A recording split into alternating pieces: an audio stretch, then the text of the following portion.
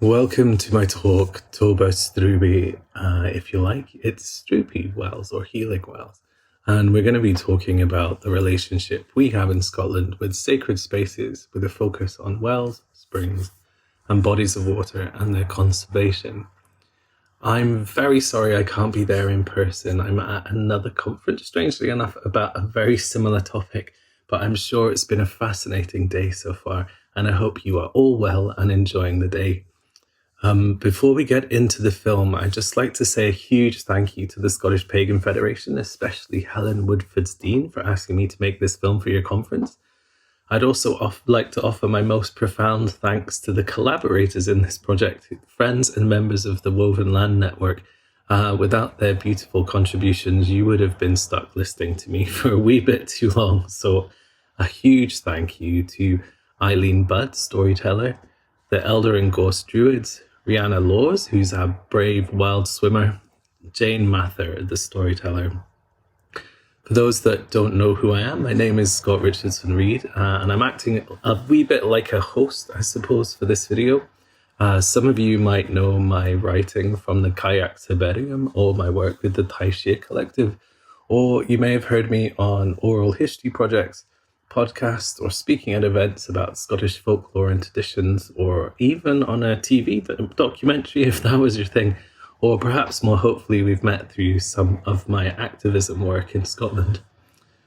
Today, in this film, I'm excited to explore Scotland's sacred heritage with you and some of the lore and stories and reasons as to why we need to do more to conserve these spaces.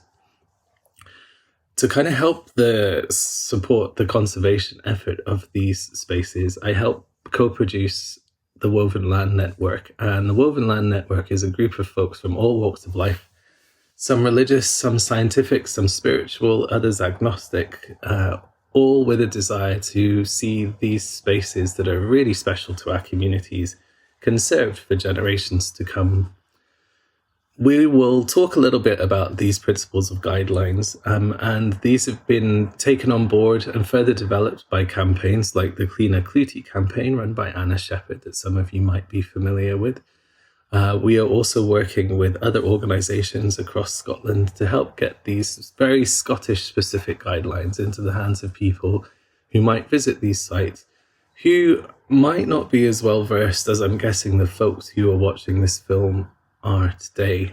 So any of your support or adoption or sharing of these guidelines or this information would be really, really appreciated. And there is more detail on my website, cailleachs-herbarium.com. But before we explore the guidelines and we get into that kind of tricky stuff, I would really want to share some background to our mythic pasts and stories to help guide the way. To understand why Scottish folk practice includes a focus on nature and special sacred sites like wells and lochs and stones and trees and springs and munros and other areas or thin places, we need to understand the roots of this island nation's animistic traditions. Scotland is part of an island nation, and we are a wee thumbprint on the map in the grand scheme of things. But because of we are being an island, we have been and continue to be influenced by many different cultures in lots of different ways. People, community and cultures have come and gone, like the Picts, the Britons, the Norse, the Normans, the Saxons, the Angles, the Romans, and other cultures are still here today, like the Gaels and the Doric-speaking cultures. And we call in terms of endearment people who move here who are new, like New Scot, or use the term Gal. Regardless, each culture has left its imprint on the weft and the weave of Scottish folk traditions and animistic past. Scottish ways of relating to the other today have been touched and changed by trolldom, Old English magic, the black books, the Svartskonbøker amongst the moss troopers that are mentioned in poems. Gaelic and Norse folk belief have intertwined with Christianity, among many other influences that I haven't mentioned. Our way of relating to the other and to animism is plural. We are a true melting pot. However, what these different practices hold in common is a respect and a relationship with the natural world, and these threads are still there if we pull at them gently. The link between humans and being alive and the earth, the sky, and water was instinctively known by people and expressed through reverence of the life-giving water, the numinous quality of stones, and the sky and its ever-moving firmament. The relational way of life in Scotland is expressed through the Gaelic terms such as dúchas, or the fairy faith, which is still very much with us today, and hold within it a rich well of knowledge linking us to an animistic way of relationship to the land. The three realms of earth, sky, and sea were no exception to the personification shown to spirits of trees, plants, rocks, and animals, and has led us from animism to polytheism, depending on your tradition, I suppose. It is with one of these realms we'll explore more today, and that is the realm of water. Water is the basis of life, and has been universally used in religious rituals and folk traditions as a means of purification, healing, and renewal.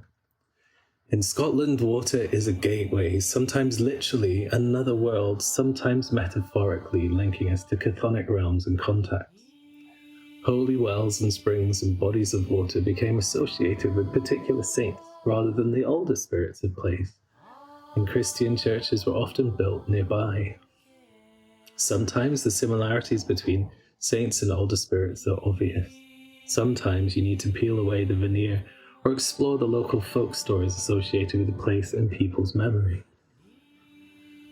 As time has moved on, many of these sites have fallen into disrepair, abused by tourism or forgotten by the local community, but it doesn't have to be this way. Before we explore more stories of sites and legends from friends and members of the Woven Land Network, in Scottish Cailleach tradition, I'd like to share one of my favourite tales first, because it's a story from the host and then from the others, right? It involves one of the most fascinating spirits, to me anyway, we have in Scotland, the Cailleach. As in all stories, this tale holds deep meaning, and a meaning we will all make of it differently, I'm sure. For me, in the context I tell it today, it speaks to the idea of the three realms of sky, Nír, sea, Muir, and earth, Talamh, and animals associated with each of these different realms. It also speaks to how the world began before even the time of the Cailleach, and for any of you that know the story, that was a very long time ago. But I welcome you to draw your own interpretation, and bear in mind I am no storyteller, so bear with me. The story of the cold of May Day Monday, Luan le Beltane. There was a woman a long time ago that they used to call An Cailleach Bear. She was very old, and she had travelled the length and breadth of the country. She always had a large herd of cows, and she had goats, and I guess sometimes a sheep and a bull, and she used to travel from place to place with the animals, from county to county.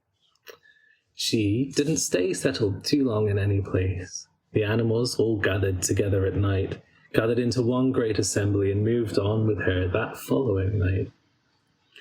One day she arrived at a mountain, Niffen, and she drove out her beasts there in the morning.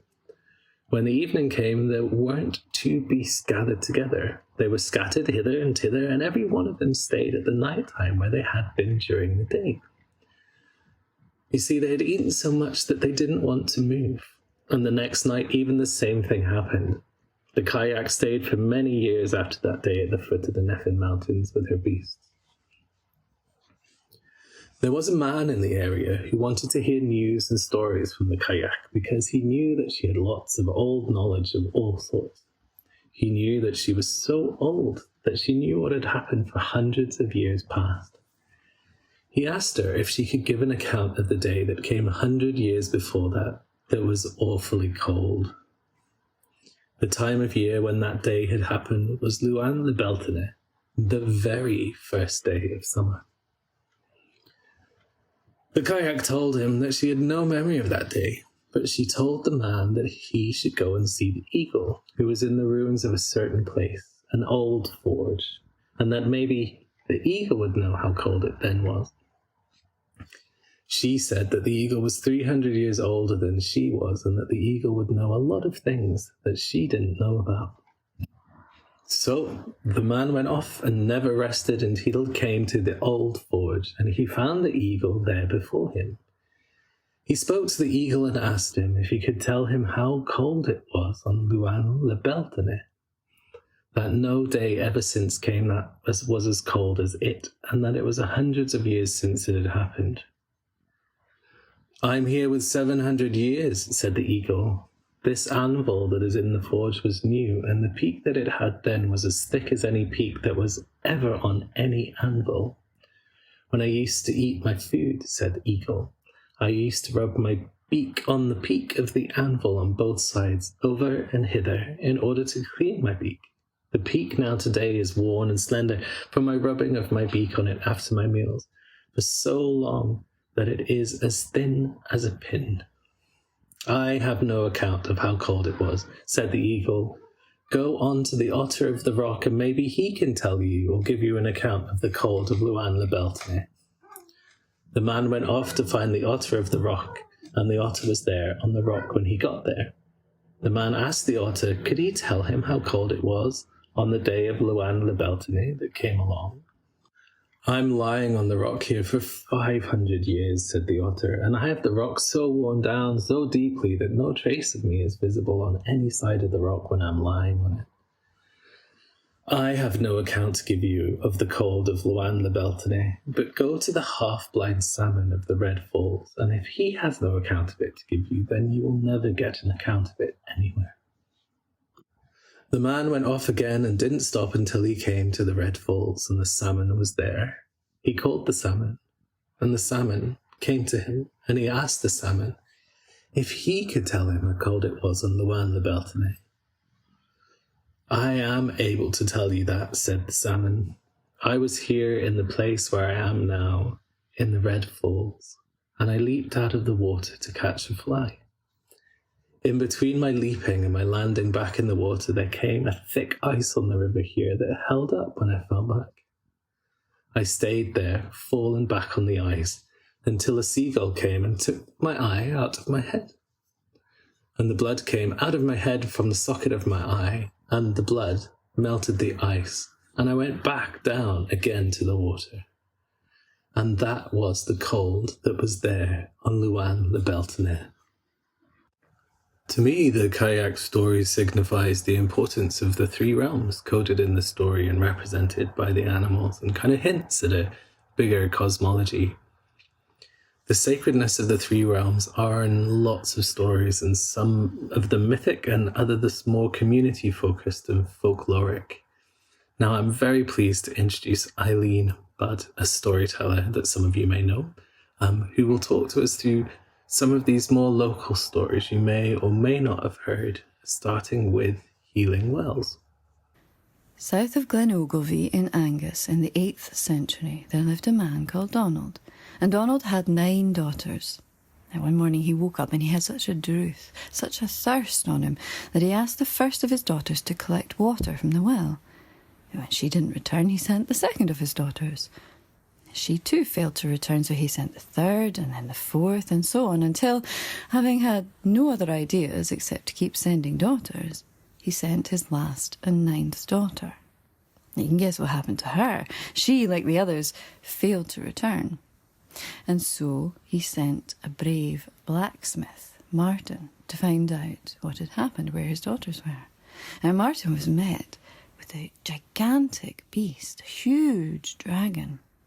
And they battled until the dragon was beginning to tire. And then the dragon escaped. He went west to Strathmartin, but he stopped along the way where the battle continued with Martin. And his last words were, "I was tempted at Pittempton, draggled at Bedragon, stricken at Strickmartin, and killed at the Martin Stone." There's a very special Pictish stone called Martin's Stone that's supposed to depict this whole story of the 9 maidens and the dragon. There are variations of this legend of the 9 maidens found all throughout Scotland. In some of these legends, the 9 maidens are actually saints themselves, and their father is a saint, St. Donald. And these 9 maidens live in the hollowed out oak tree, and a well and a spring has sprung up next to where they lived. In other stories, the 9 maidens came over with St. Bride, came over from Ireland, and actually there's supposed to be 8 maidens and 1 widow that then became 9 maidens. Some of the names of these maidens have actually been preserved, and we know this because they have wells dedicated to them individually. So we have Mazota, Fincana, and Findora. And Mazota, her name is preserved in St. Maik, which is spelled M-A-I-K. In some of the legends about the 9 maidens, there's mention of a Pictish king dedicating a site or a place to these 9 maidens, or to giving them space somewhere to live, like the hollowed out oak tree. Very generous. And it's interesting that all the numerous wells throughout Scotland that are found dedicated to these 9 maidens, quite often you'll also find a Pictish stone nearby. And one near Glamis, there was a big stone that was on the site of a well there, which is also associated with the 9 maidens. And this huge big stone has on it carvings of a great big worm, a big dragon-type snake, and what might be a brave knight going into battle, as well as kelpies. And it could well be that this is trying to tell you the story of the 9 maidens in one version or another. The number 9 is significant in itself, and the number 9 isn't just important in Scottish folk tradition, it's also important in science and mathematics. It's a Pythagorean number for making triangles and squares and cubes. And in Hinduism, 9 is the number of Brahma. In Buddhism, 9 monks attend the most sacred of ceremonies and rituals. In Christianity, there are 9 fruits of the Spirit: love, joy, peace, forbearance, kindness, goodness, faithfulness, gentleness, and self-control. There's a 15,000-year-old cave painting that shows 9 women dancing around a man. In Norse mythology, in Greek mythology, in Indian mythology, in African mythology, in Scottish mythology, 9 women, if they're priestesses or druids or saints, deities, spirits, 9 maidens have a lasting place in our cultural and spiritual understanding of the world. So it's no wonder that we have so many wells dedicated to them. And this number, 9. In addition to wells and legends, there are also specific days that are dedicated to the 9 maidens. So, for example, the feast day of the 9 maidens was held on the 18th of June, around about the time of the summer solstice. Mazota, St. Maik's feast day, is the 22nd of December, much closer to the winter solstice. There is another legend of the 9 maidens, and this one comes from Glen Esk.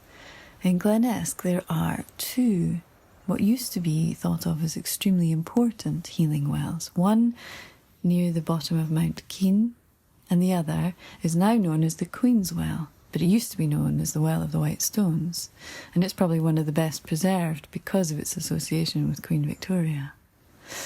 Now, in this area, the folklore about the water, the Esk, goes that there were 9 maidens who represented the spirit of the water, the spirit of the Esk, and they could appear at any point along the Esk.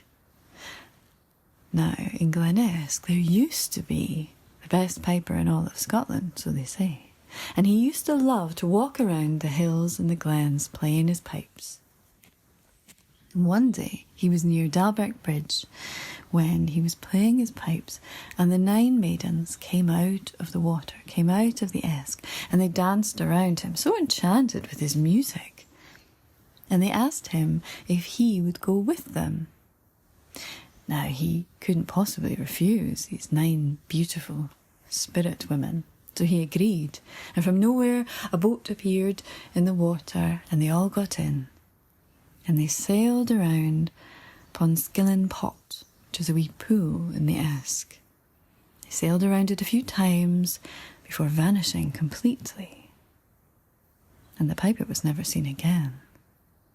But they say that on certain nights, certainly around the solstice, you can hear the pipes playing. In Scottish folklore, there are a lot of stories about guardians of water. They could be guardians of wells or lochs or rivers.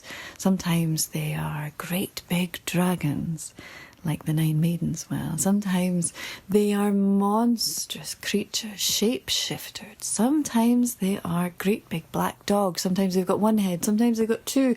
Sometimes multiple. And then sometimes there's something very, very small. And there's an account of a well that was protected by a little fly. And the man who remembered it being well looked after, well kept, said of it, if the infirmities of years and the distance of his residence did not prevent him, he would still pay his devotional visits to the well of St. Michael. He would clear the bed of its ooze, opening a passage for the streamlet. He would plant the borders with fragrant flowers and once more, as in the days of his youth, enjoy the pleasure of seeing the guardian fly skim in supportive circles over the bubbling waves with its little proboscis imbibing the Penatian dews. Fish, too, play an important role as guardians or creatures or spirits of the wells and springs. Sometimes, as you might expect, they are salmon, like all of our stories about the salmon of wisdom, swallowing the hazelnuts and keeping the knowledge with them. Sometimes, like in the Isle of Skye, there's a well dedicated to Loch Shiant, and this one is protected or haunted by the gentler spirits of air and water, trout.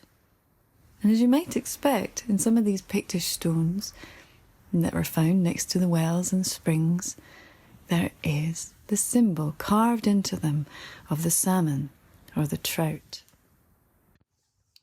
Eileen has such a beautiful way with the words, and I'm really, really thankful for her beautiful input. I hope you agree. Water trickles and streams through all of our lives, and the recent storms point to the strength and prominence of water, as it sometimes surges, sometimes meanders through our lives, but it always deserves a respect and consideration. Long gone are our times of daily well visits for almost all of us, but there are some who visit the wild waters often. Rhiana and Jane are some of these people. I now pass you over to Rhiana as we join her for a spot of cold river swimming, and following her, Jane will speak about how she became involved in the conservation of a sacred well near her house in Edinburgh. Good morning. So I thought I'd invite you in on my swim this morning. And here we are at the River Tweed. The air temperature's -2. I've got no idea what the water's going to be. I took some grass and I've woven it into a little plait while I was thinking about the water and what we can learn and what we need to do. And so this is my little offering. So I'm just going to start walking in. Wee-wee-wee. That's the toes and the feet in. Let me see if we can have a little look at this beautiful water this morning.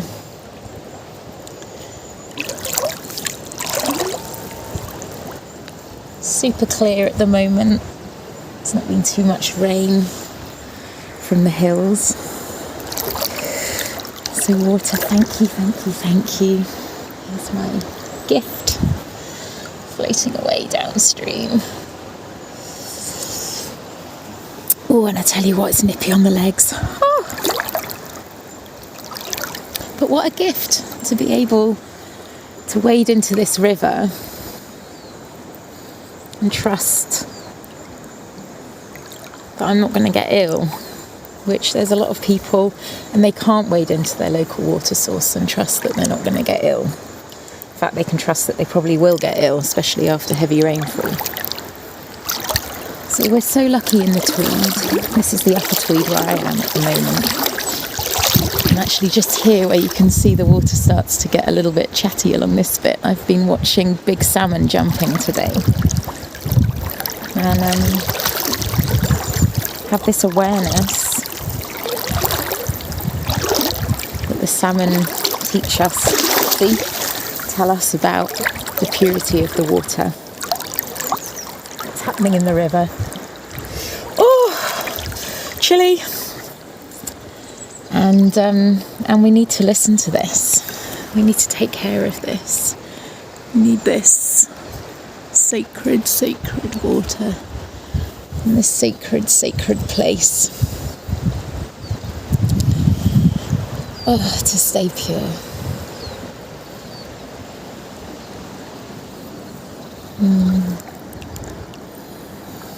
Okay, now I promised that you could join me on my dip. So here we go, we're getting a little deeper.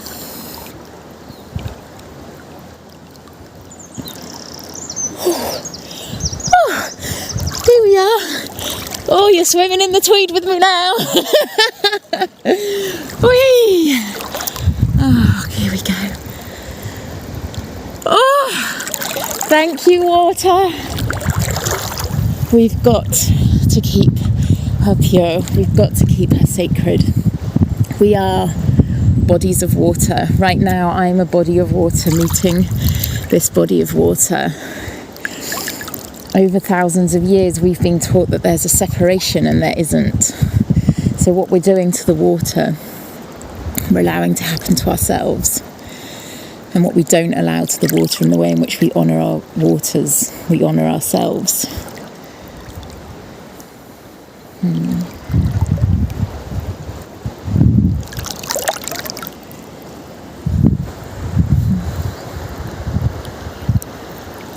I don't know if you can see the mist on the water today. Where is it?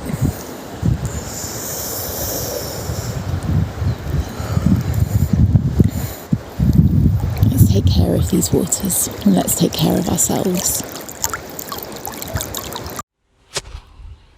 It's a cloudy autumn day, and I'm sitting by the balm well, listening to the whisper of the breeze and the autumn leaves. It's grown over slightly with weeds and long grass and brambles, and could do with a few more friends. Unfortunately, this very special heritage site seems to be more often than not used as a rubbish bin where people poke plastic bottles and bits of litter through the grill that covers it. I first became interested in the balm well back in 2019 when I was awarded an Andy Hunter bursary to do some research into the healing wells of Edinburgh. It had come about because a long time ago, in 2015, I'd been invited to a small village in Crete called Amari with a gathering of European storytellers. And we were looking at the future of the village, whose name means immortal. And in that village there was a little well called Sarakina, the well of return. And our host invited each of us to drink from the well so that we might one day return to Amari. A few years later, I found out that the well in Amari, the Sarakina well, the waters were running dirty. And our host that had gathered all the storytellers together, she was very embarrassed that the waters of this well that had run clear for so many years were suddenly undrinkable. And some friends of this small village, Amari, got together and they cleaned the well and they cleansed it, and the waters again run clear. And I felt inspired by that to learn a little bit more about the healing wells in Edinburgh. And I looked into three of them, the Balm Well being one, St Truduana's Well being another, and St Bernard's Well, a Johnny come lately, being the third. St Bernard's Well really doesn't have the healing history that the other two do, being only really created in the 19th century. by, a man who'd done extensive travelling around Italy and been impressed by some of the architecture that he saw. But the Bam well, to me, well, one, it's my local well. It's pretty much on the doorstep. And I've come along here and I've weeded, I've tidied, I've fished out crisp packets and plastic bottles, and I've told stories beside it. Lots and lots of stories to school children, stories to families, stories to gather people together in a safe way after all the restrictions that were placed upon us during the time of COVID. So it's become very special to me in a lot of ways. I've spent a number of hours beside it, very happily. But it's murky these days.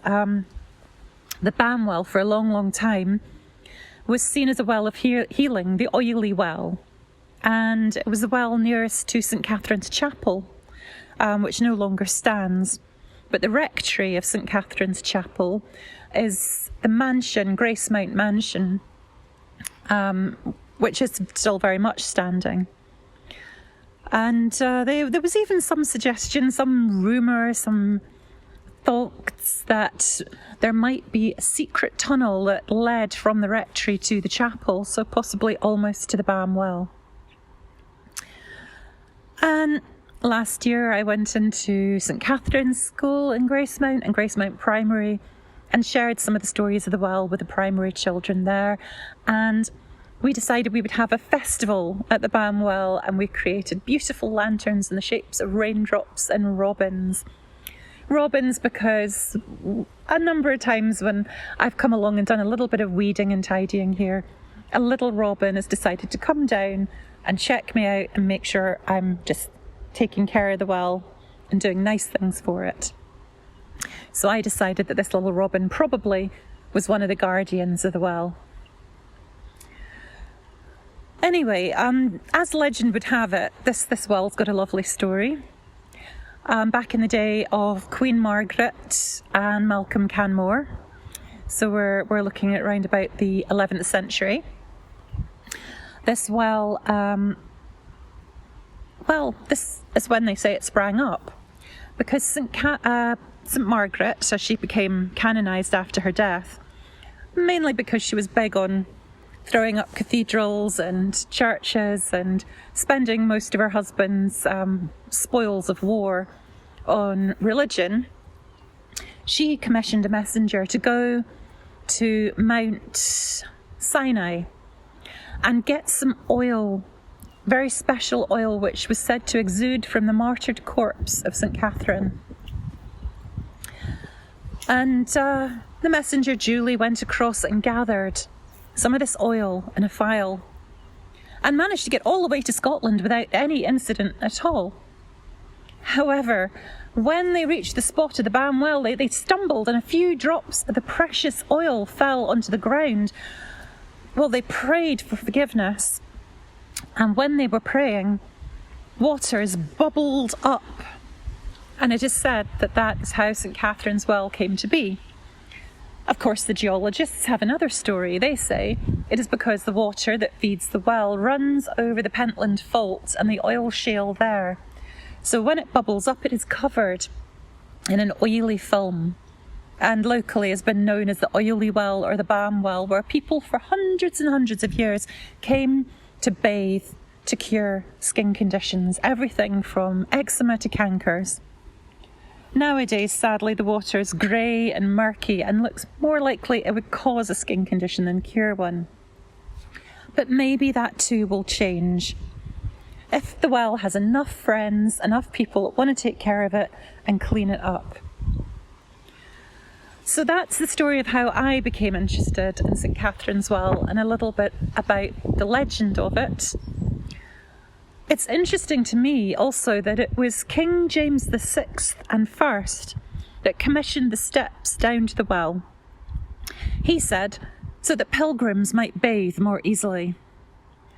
Well, as we all know, James VI and First was one of the driving forces behind the witch trials and his treatise on demonology, really was, responsible, I think, for the persecution of many innocent people.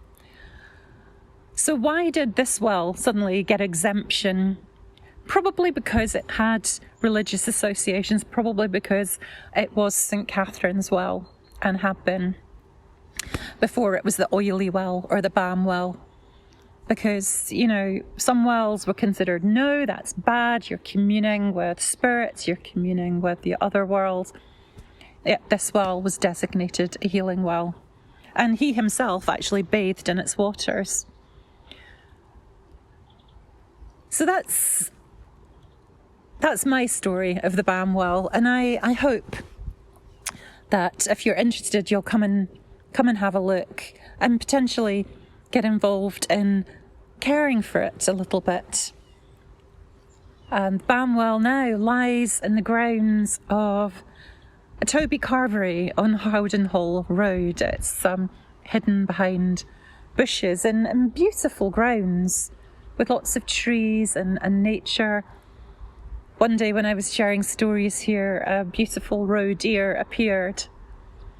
Other times we found tadpoles and newts and voles and robins. So it is a beautiful, tranquil place to spend some time.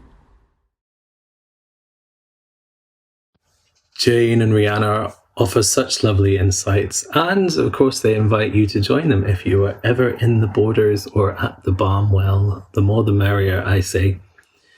Of course, not all sites are water-based, but sometimes located near water. The Elder and Gorse Druids have put together a poetic interpretation of their time at a special grove that they are wardens of, I suppose, in Roslin near Edinburgh. It's part spoken word, part music, part image. I feel it represents the call to poetry, creativity and imbus these places can invoke in us, touching the sacred. They invite you to enter into their space of word and image and join them for a few moments of contemplation.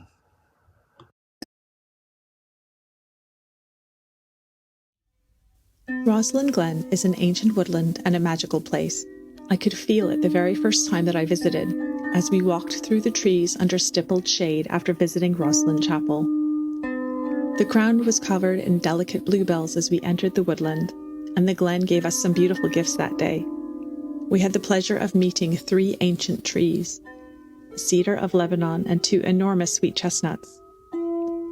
On our walk along the riverbank, we found a series of mysterious spirals carved into the stone above the north esk.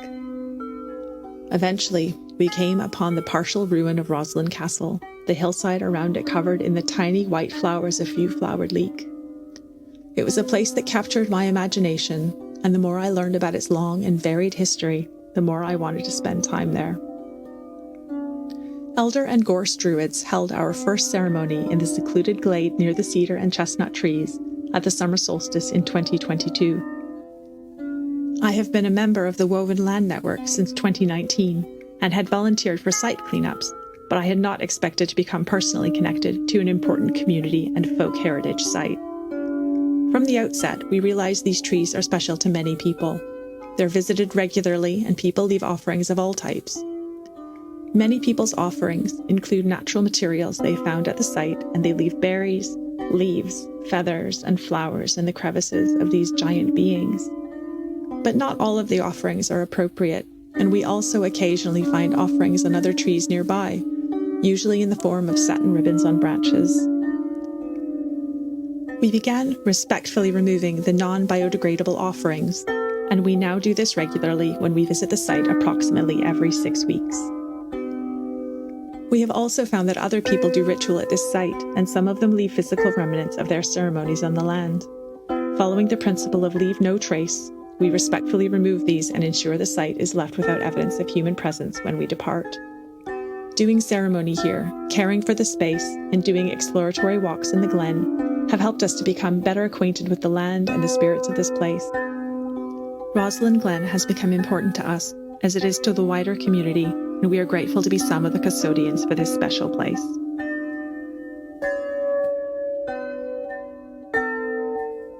How long have I stood, alone with my brothers and sisters, listening to the whispers of the wind as she carries tales of everything she sees. We bend to her, turn our ears as she tells of battles ringing in the glen, and we remember the sound of iron clanging, the smell of blood and fear. She shows us a captive queen, still proud, as she walks the paths, dreaming of the day she will be free. Sometimes the wind brings her song from the ruins. And there were others on those paths. We have known lovers, poets, creators, who stood by us and asked questions, whose answers of love and hope and courage they did or did not hear. Those who came before us told tales of chants and prayers and stone on stone. We hold their memories for those who come after we have left. We remember.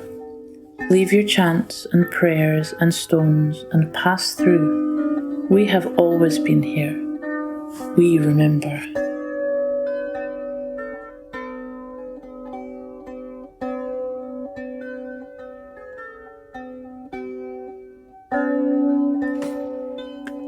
Shadowed by ivy-veiled sandstone ruins, you stand in Gothic tableau, descendant of a survivor of the ravages of Gilgamesh, proud settler from a distant land brought north as seed by some now forgotten traveller.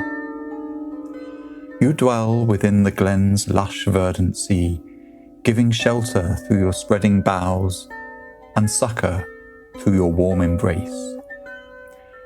Your skin's dusty pliancy, rising above eager birch and wizened yew, belies your strength, and sweet fragrance, redolent of some Levantine souk, forever captured within the density of your form.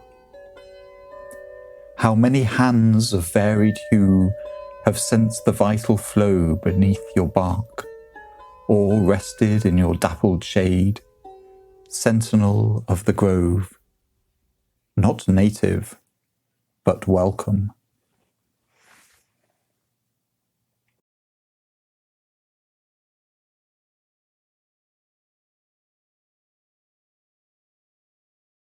Well, here we are almost at the end of the film after going on a little bit of a tour de force of different people's contributions, and what a lovely contribution from each and every one. Huge thank you.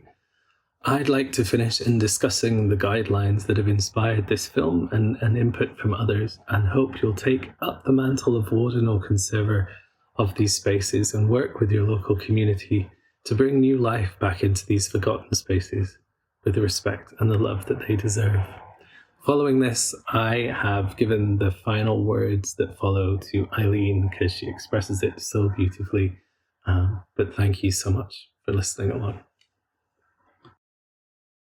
Scotland is a wild, wonderful place with history and myth woven into every landscape, and wall and cairn and stane and tree and river and hill and Munro or spring and well.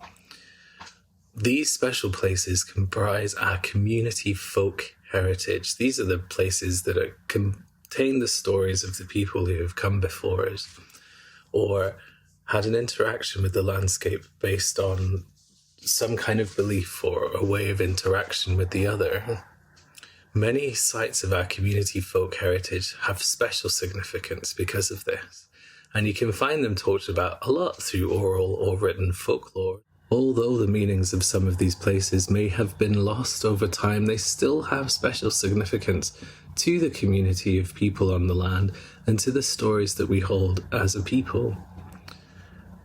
We noticed that a lot of these sites were being mistreated by too many tourists or kind of forgotten about and just left to be overgrown. And so what follows are the guidelines that come from the Woven Land Network, which is a voluntary collective of people from all walks of life, that we think works the best to help conserve these places for future generations. But before we get to the guidelines, a little snippet from a piece of oral history I recorded at Munlochie Well a few years ago when we were there to tidy it up points to the significance of the work of the network, I think, better than me talking about it can do. So it's just very short. wooden house, wouldn't remember them or anything, but they must have backed onto here because her dad used to come. I mean, she's in her 80s, so a long time ago. So her father used to come over here and tidy it on a regular basis when it got too much. Right. And back then, I think it used to be like on the edge of the road because it's been moved since. Right. Because of the road. Yeah. And she was horrified. She came up to visit a few years ago and she couldn't believe it.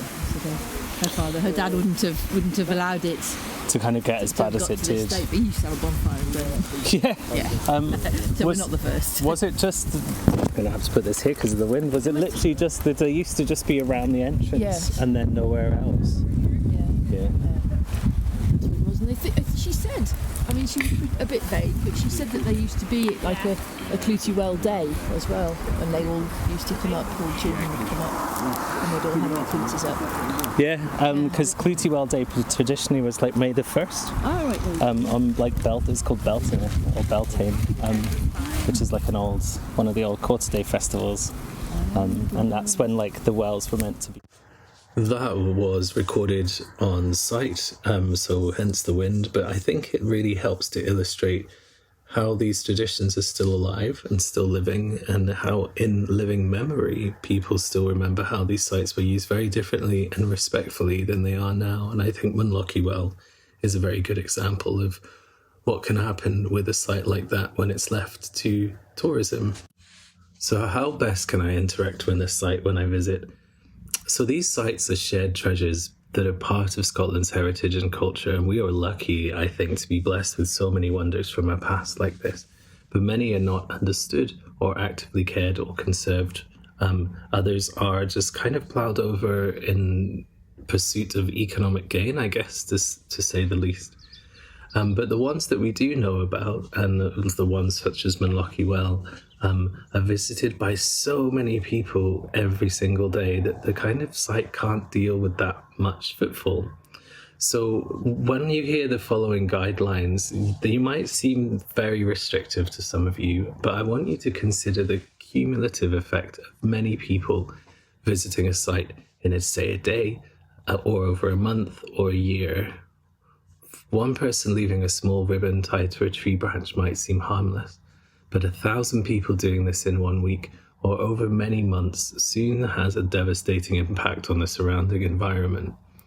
When seen through this lens, we hope you can understand the need for each of these guidelines. But we're not dogmatic, and we just ask that people try their best.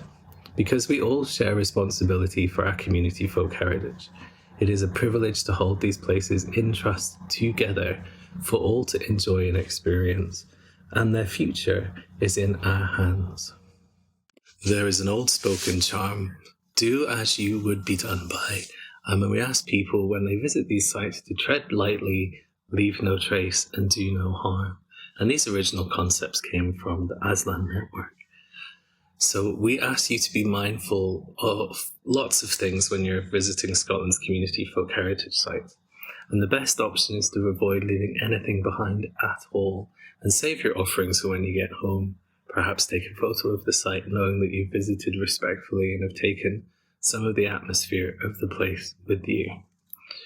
We ask you not to disturb or remove plants, animals, or historical natural features, carve into or otherwise deface stone or wood, create artistic installations using site materials at the site, set fires of any kind or burn incense, climb on the site, tie anything, even natural materials, around trees or branches, forage for plant or other materials, leave any sort of litter or offerings behind, including plastic, metal, or glass or crystals, introduce natural materials, including wood and plants from elsewhere, bury offerings or otherwise dig holes at the site, hammer coins into stone and wood. I'm maybe preaching to the choir with all of this, and a lot of these guidelines have been created to help tourists navigate these sites, more so than people that might have an animistic, polytheistic relationship with these spaces. So you might think, what can I do? So if you feel you must leave something at a community folk heritage site or a sacred site, these are the least harmful options. A very small offering of liquid, for instance, water, is perfect. If you have to leave something else, you can follow Scottish folk tradition and offer nothing more than a teaspoonful of milk diluted in a litre of water, mixed with a tiny drop of honey. And it's just really about leaving a really, really small amount. Alcohol isn't particularly suitable because it kills wildlife over time and can attract wasps and other things with bad temperament. It's the numbers game, really. Just imagine if everyone was pouring a shot of vodka at your favourite stone and it had 100 visitors a day, it would soon be an awful place to be. You can also leave a song or a poem. You can also leave stillness or movement. For instance, it's traditional on arrival at a site or a well, especially one that's got its own particular pattern day, or the tourist that is associated with it, to circle a site jostle, which is clockwise, is a blessing. Other ones have, wells and springs have different tourists around it, and it depends on the tradition of the site that you're visiting and the kind of ways that you would interact with that. Personally, I think the best offering you can do is to take away other people's rubbish. The amount of dog poo bags I've seen hung on things is just astounding. Clootie or ragwells are a particular case in point. Again, Munlochy is quite well known for this. If you feel you must leave a cloot, which is a small torn piece of fabric, at a site, if you must, please ensure that it's made of biodegradable materials such as linen or pure cotton, or it's a really small piece of light muslin cloth draped loosely around the branch to prevent ring barking or other damage. I hope you can appreciate why we've put these guidelines together as the network. It's not meant to be restrictive or dogmatic. It's just that there's so many footfall and tourism, and especially for social media at these places, that it's really is starting to damage them, and they were never designed for this many people over such a long period of time. So yeah, as the ancient Sacred Landscape Network said, Aslan, don't change the site, let the site change you.